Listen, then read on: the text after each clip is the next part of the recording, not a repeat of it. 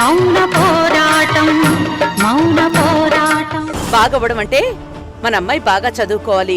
చదువుతుందా? లేదు. బాగవ్వడం అంటే మీ చదువు పూర్తయ్యి మీరు లెక్కలవి నేర్చుకుని ఆఫీస్కి వెళ్లి మన వ్యాపారాలు బాగోగులు చూడటం. మరి మీరు ఆఫీస్కి వెళ్లి లెక్కలన్నీ చూసే స్థాయిలో ఉన్నారా? లేను. మరివన్నీ పూర్తి చేయటం ముఖ్యమా, మన ఇద్దరం సరదాగా గడపడం ముఖ్యమా? అన్ని పూర్తి చేయడమే ముఖ్యం. అన్నిటికన్నా ముఖ్యమైన విషయం ఒకటి చెప్తాను, గుర్తుపెట్టుకోండి. చెప్పు. మీరిలా ఆంజనేయ స్వామి తాడు విప్పేసి పక్కన పెట్టేస్తూ అలా ఎన్నిసార్లు తాడు విప్పితే మీ శక్తి అంతలా తగ్గిపోతూ ఉంటుందంట, తెలుసా? అవునా? అవునండి. అలా అని ఆ తాడిచ్చినప్పుడు పూజారి గారే చెప్పారు. మీకు ఈ విషయం చెప్పాను కదా. చెప్పు. మరెందుకు తాడు విప్పారు? అంటే మనం ఎలా ఉన్నా పర్వాలేదు అని తాడు విప్పేశారా? అయ్యయ్యో, అదేం లేదు జానకి. మరింకేముంది మీ మనసులో? మనసులో ఏం లేవు. నా మనసులో ఏం లేదు. ఉండాలి. అవును, మీ మనసులో ఒకే ఒక కోరిక ఉండాలి. మీ లక్ష్యం సాధించాలన్న ఒకే ఒక కోరిక ఉండాలి. ఆ లక్ష్యం మీరు పెద్ద పెద్ద చదువులు చదవడం మీద ఉండాలి. మీరు ఆఫీస్కి వెళ్ళడం అయి ఉండాలి. మీ కూతురికి గొప్ప జీవితాన్ని, గొప్ప వారసత్వాన్ని అందించినవై ఉండాలి. మనం బాగుండడం అంటే మీరు బాధ్యత తీసుకోవడమేనండి. కానీ జానకి, నువ్వు పెద్ద పెద్ద చదువులు అంటున్నావు, అవన్నీ నా వల్ల అవుతాయా? ఎందుకు కుదరదు? మనిషి తలుచుకుంటే సాధ్యం అవ్వంది ఏది ఉండదండి. అక్కినేని నాగేశ్వరరావు గారు ఆయన పెద్ద హీరో అయ్యి ఆ తర్వాత పెద్ద పెద్ద చదువులు చదువుకుని ఇంగ్లీష్లో చాలా గొప్పగా మాట్లాడేవారు. అవును జానకి, నీకు ఇవన్నీ ఎలా తెలుసు? తెలుసుకుంటే అన్నీ తెలుస్తాయండి. తెలుసుకోవాలి అనే కోరిక, ఆతృత మనకుండాలండి. అయితే నేను కూడా వాళ్ళలాగా గొప్పనైపోవచ్చా? ఖచ్చితంగా అవుతారండి. ముందు మీరు ఆ ఆంజనేయ స్వామి తాడు తీసి చేతికి కట్టుకోండి. కట్టుకుంటాను.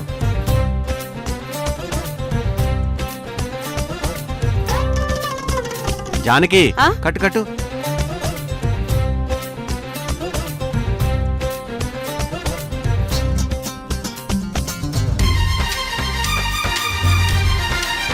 దీన్ని ఎప్పుడూ తీయకూడదు. సరే జానకి. మీరు తీయకుండా ఉంచుకుంటేనే ఆ స్వామి మీకు మంచి తెలివి, బుద్ధి ఇస్తాడు. దాంతో మీరు బాగా చదువుకోవచ్చు. సరే జానకి, సరే. అమ్మయ్యా దేవుడా.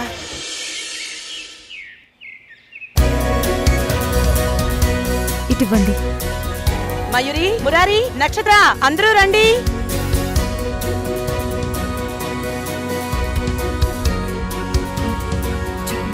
రండి. ఏంటత్తయ్యా? ఇదిగో మొత్తం అందరికీ కొత్త బట్టలు కొనుక్కొచ్చాం, తీసుకోండి. అవంతి, నీ చేత్తో నువ్వే అందరికీ ఇవ్వు. ఇప్పుడెందుకు అత్తయ్యా అందరికీ బట్టలు? పండగొస్తోంది కదా. ఎటు అవంతికి పుట్టబోయే పాపకి డ్రెస్సులు కొనాలి అని వీళ్ళు బయలుదేరారు. వీళ్ళతో పాటు నన్ను కూడా తీసుకెళ్లారు. ఎలాగూ వెళ్ళాం కదా అని అందరికీ బట్టలు కొనేసాం. అంటే పండక్కి మమ్మల్ని బట్టలు కొనొద్దని చెప్తున్నారా? అమ్మ అందరికీ బట్టలు కొన్నానని చెప్తుంటే ఇంకా మళ్ళీ వెళ్ళి కొనుక్కోవాల్సిన అవసరం ఏంటి? అంటే నాకు ఈ బట్టలు నచ్చకపోయినా నేను ఇవే వేసుకోవాలా?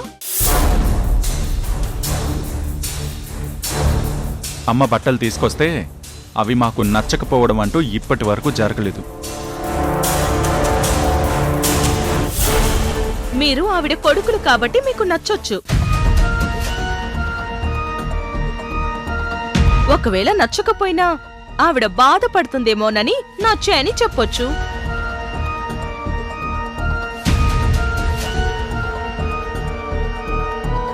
అలా అని నేను కూడా నచ్చకుండా నచ్చాయని ఎందుకు చెప్తాను? మరింతకు ముందు అత్తయ్య తీసుకొచ్చినప్పుడు సూపర్గా ఉన్నాయని చెప్పావు కదా. ఒకసారి చెప్పానని ప్రతిసారి నచ్చాలని లేదు కదా. నక్షత్ర, ముందు తెచ్చిన బట్టలు చూడు. నచ్చితే ఉంచుకో, లేకపోతే వెళ్ళి నీకు నచ్చినవి కొనుక్కో. దీనికోసం ఇలా గట్టిగా మాట్లాడుకోవడం ఎందుకు? అంతే, అమ్మ చెప్పింది కరెక్టే. నీకు నచ్చకపోతే అది తీసుకెళ్లి ఇచ్చేసి ఇంకొకటి ఎక్స్చేంజ్ చేసుకో. నక్షత్ర, నాకు నీకు శారీ తీసుకుంది అత్తయ్య. ఇది నీకు.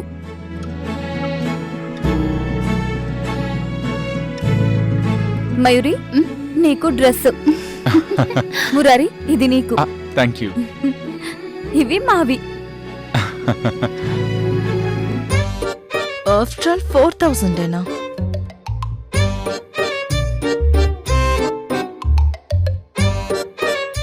అవంతి అక్క, ఏది నీ శారీ ఏది చూస్తాను.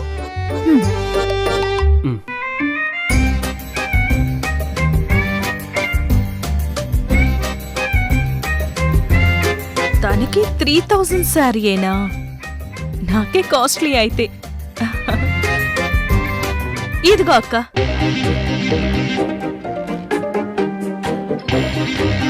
ఏంటి, శారీ నచ్చిందా లేదా మార్చుకుంటావా? నచ్చిందిలే. బట్టల షాప్లో జానకి అత్తయ్య చాలా తెలివైన పని చేసింది. రఘురాం, నువ్వు కూడా మా కుటుంబంలోని మనిషివే. నీకు కూడా బట్టలు తెచ్చాం, తీసుకో. అవంతి, ఇవ్వు. అలాగే అత్తయ్య. ఇదిగోండి. నాకు కూడా బట్టలు తీసుకొచ్చారంటే మీరు గ్రేట్ అండి. చాలా సంతోషం. పండక్కి మనందరం కొత్త బట్టలు వేసుకుని వినాయకుడికి పూజ చేసుకుందాం, సరేనా? సరే అత్తయ్య.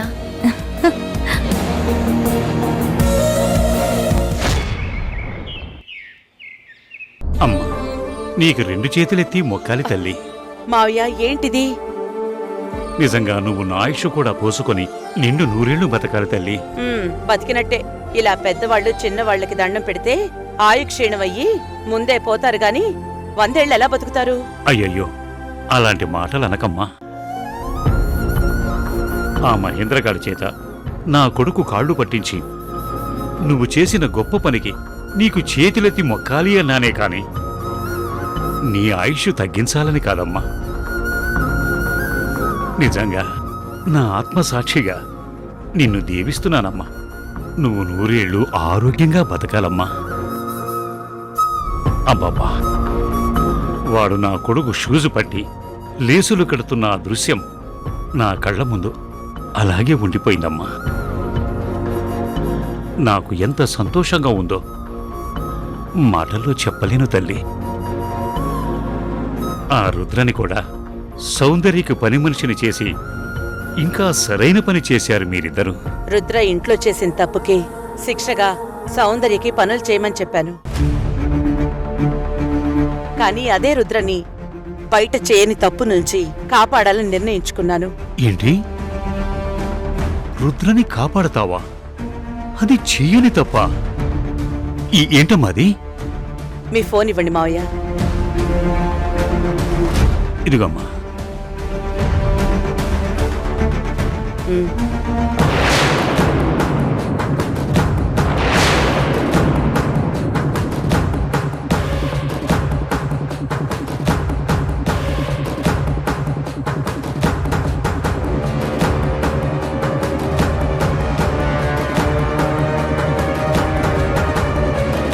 ఇది రుద్ర చేయని నేరం.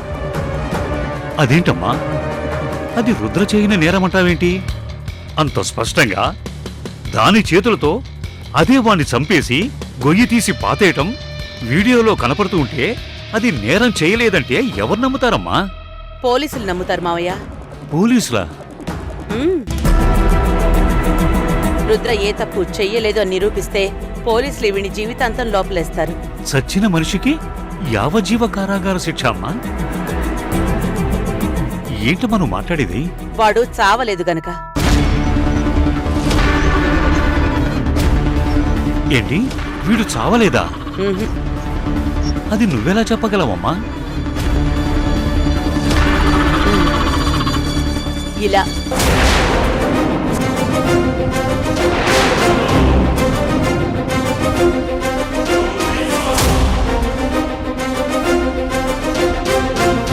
వీడి ఫోటో ఫొటోస్ వీడియోస్ నా ఫోన్లోకి ఎలా వచ్చాయమ్మా? ఇందాక నేనే బట్టల షాప్ బయట తీశాను. అంటే ఇందాక నువ్వు... అవును మావయ్య, మనం షాప్ నుంచి బయటికి రాగానే వీడు కనిపించాడు. మీలాగే నేను కూడా షాక్ అయ్యాను. ఏం చేయాలో అర్థం కాలేదు. వెంటనే వాడిని పట్టుకోవాలని వాడి వెనకే పరిగెట్టాను. వాడి ఫోటోలు వీడియోలు తీశాను. అంటే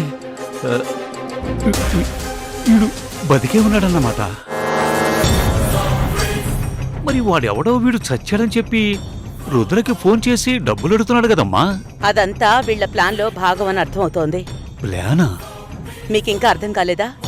వీడు వాడు అంతా ఒకటే బ్యాచ్. వీడు చావడం, వీడిని రుద్ర చంపడం అంతా వీళ్ల ప్లాన్లో భాగంగానే జరుగుతోంది. రుద్ర డబ్బున్న మనిషి అని తెలుసుకుని ట్రాప్ చేశారు వీళ్ళు. రుద్ర దగ్గర నుంచి డబ్బు గుంజడానికి వేసిన ప్లాన్ ఇది. ఆ డబ్బుతో వీళ్ళు జల్సా లైఫ్ను అనుభవిస్తారు. ఆ రాజుగాడు రుద్రని పెద్ద మొత్తంలో డబ్బులు అడగకుండా వేలల్లో అడుగుతున్నప్పుడే నాకు డౌట్ వచ్చింది. అవునమ్మా, ఆ రోజు నువ్వు డౌట్ పడ్డావు. ఆ డౌట్కి ఆన్సర్ ఇప్పటికి దొరికింది. రుద్ర వాళ్ళని చంపలేదు. తను ఏ తప్పు చేయలేదు. మరిప్పుడు ఏం చేస్తావమ్మా? ముందు వీడెక్కడున్నాడో ఏం చేస్తున్నాడో తెలుసుకోవాలి. ఆ తర్వాత వీడి నుంచి రుద్రని కాపాడాలి. కానీ వీణ్ణి ఎలా కనిపెడతావమ్మా? కనిపెడతాను. ఇప్పటి వరకు వాళ్ళంతా రుద్రని బ్లాక్మెయిల్ చేశారు. ఇక నుంచి నేను వాళ్ళని వెరైటీగా బ్లాక్మెయిల్ చేస్తాను. అంటే ఏం చేస్తావమ్మా? ముందు వాణ్ణి దొరకనియండి మావయ్య, అప్పుడు చెప్తాను ఏం చేస్తాను. మనింటి ఆడపిల్లని ఇంతలా టార్చర్ పెట్టిన వాణ్ణి ఇంతకింత టార్చర్ చేస్తాను. అమ్మా, నువ్వేంటో నాకు అస్సలు అర్థం కావటం లేదమ్మా. నీ కూతురు చేత పన్ను చేయించిన దాన్ని నీ ఇంటి ఆడపిల్లే అంటావు. మళ్ళీ అదే పిల్లకి ఇంట్లోనే పనిష్మెంట్ ఇస్తావు. స్కూల్లో పిల్లలు తప్పు చేస్తే స్కూల్ వాళ్లే పనిష్మెంట్ ఇస్తారు. అంతేగాని నువ్వు ఈ స్కూల్లో ఉండడానికి వీల్లేదు అని బయటికి పంపించారు కదా. తప్పులకి శిక్ష ఉండాలి. తప్పనిసరైనప్పుడు రక్షించాలి. ఇది ఆ దేవుడు చెప్పిన ధర్మమే.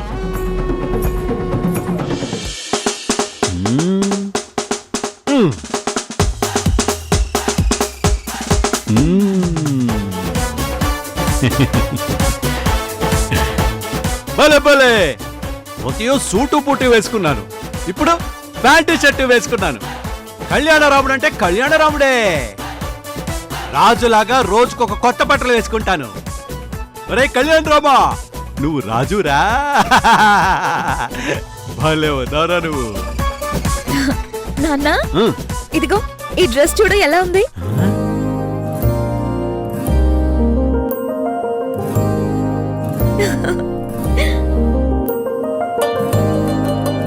అబ్బా, ఈ బట్టలో నువ్వు భలే ఉన్నావమ్మా. ఏ కాదు, ఉదయం వేసుకున్న బట్టలు కూడా చాలా చాలా బాగున్నాయి నీకు. నువ్వు ఏది వేసుకున్నా ఈ ఇంటికి ఎవరానిలా ఉంటావు. ఇదిగో నా బట్టలు ఎలా ఉన్నాయి చూడు. నాన్న, ఈ డ్రెస్ లో నువ్వు సూపర్ గా ఉన్నావు. నువ్విప్పుడు మహారాజువి, అమ్మేమో మహారాణి, నేనేమో మీ కూతురు యువరాణిని. అది నాన్న, నేను పుట్టినప్పటి నుంచి ఇప్పటి వరకు ఎప్పుడు కొత్త బట్టలే కొనలేదు కదా. అవునమ్మా, ఒక్కసారంటే ఒక్కసారి కూడా కొనలేదు. కనీసం ఒక జత కొనేవమని వాళ్ళని అడిగే ధైర్యం కూడా చేయలేదు నేను. నాన్న, ఇప్పుడెందుకు బాధపడుతున్నావు? అప్పుడు కొనకపోతే ఇప్పుడు ఇన్ని బట్టలు కొన్నారు కదా. ఇన్నేళ్ల బాధని ఇప్పుడు తీర్చేశారు. ఇంక బాధపడద్దు నాన్న, మనం ఇంకెప్పుడు బాధపడద్దు.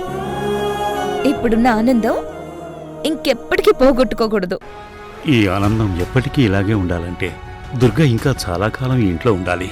బాధ లేదమ్మా, మనం ఎప్పటికీ ఆనందంగానే ఉందాం. మీ అమ్మ ఉన్నంత కాలం మనం సంతోషంగానే ఉంటాం తెలుసా. ఎందుకంటే ఇప్పుడు మీ అమ్మలో దుర్గమ్మ ఉంది. ఆ దుర్గమ్మే మీ అమ్మతో అన్ని పనులు చేస్తుంది. వాళ్ళని కొరడాతో కొట్టేలా చేసింది, నాకు బోలునంత ధైర్యాన్నిచ్చింది, మనల్ని నవ్వుతూ ఉండేలా చేసింది. కానీ ఆ దుర్గమ్మ అమ్మలో ఎప్పుడు ఉంటుందో ఉండదో మనకు తెలియదు కదా నాన్న. ఒకవేళ దుర్గమ్మ అమ్మలో నుంచి వెళ్ళిపోతే మళ్ళీ ఈ రాక్షసులు మనల్ని హింసించడం మొదలు పెడతారేమో కదా. లేదమ్మా, అలా ఏం జరగదు. దుర్గమ్మ ఎప్పుడూ మనతోనే ఉంటుంది.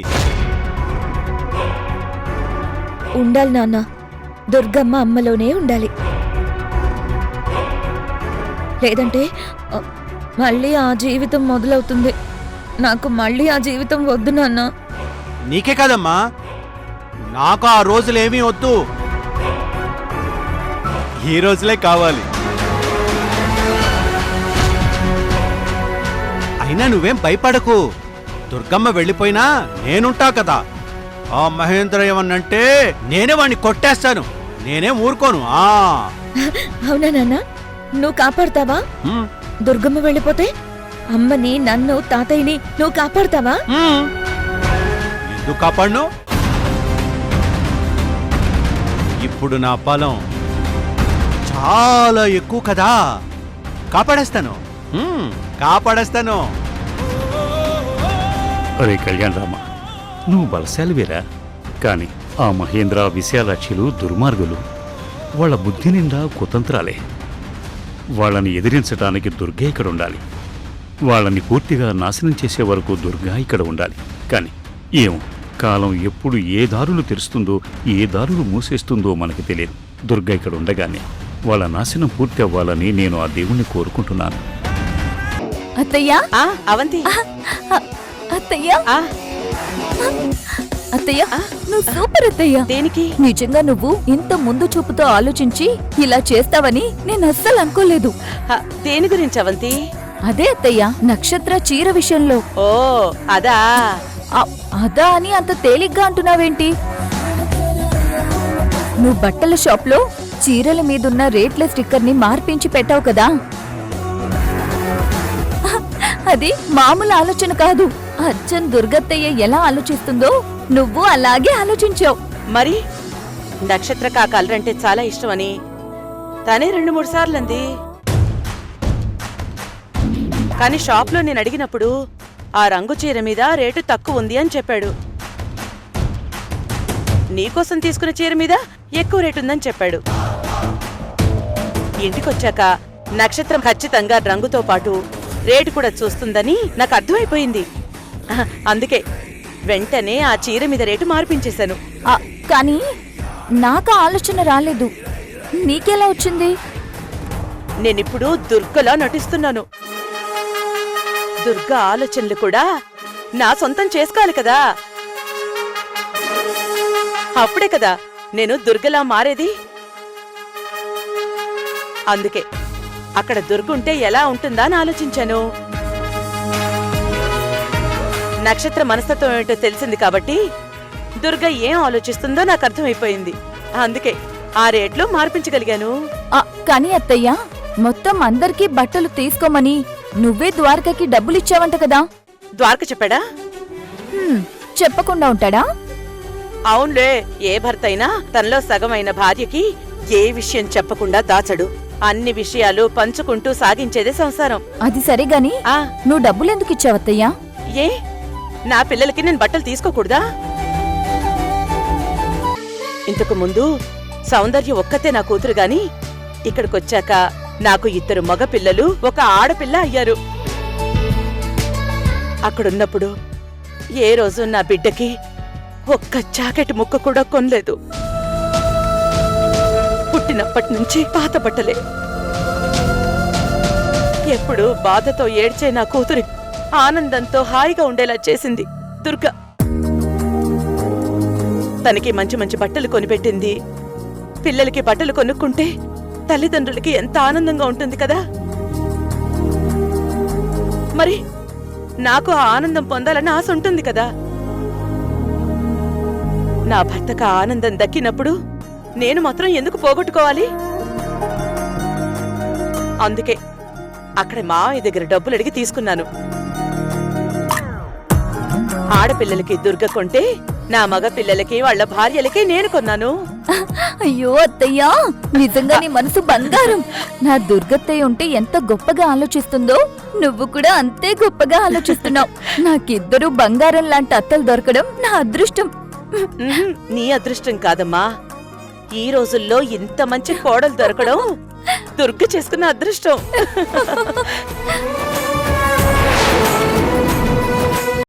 అసలు ఈ ఫోన్ ఉపయోగించడం ఎలా నేర్చుకోవాలి? నేర్చుకున్న వాళ్ళు నేర్పిస్తే నేర్చుకోవచ్చు. నేర్చుకున్న వాళ్ళ? మ్మ్. రుద్రా, నక్కి చూసింది చాలు, ముందిక్కడికి రా.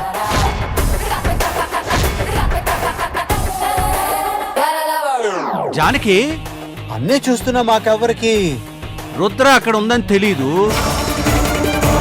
ఏమీ చూడలేను, నువ్వు ఎలా తెలుసుకున్నావు?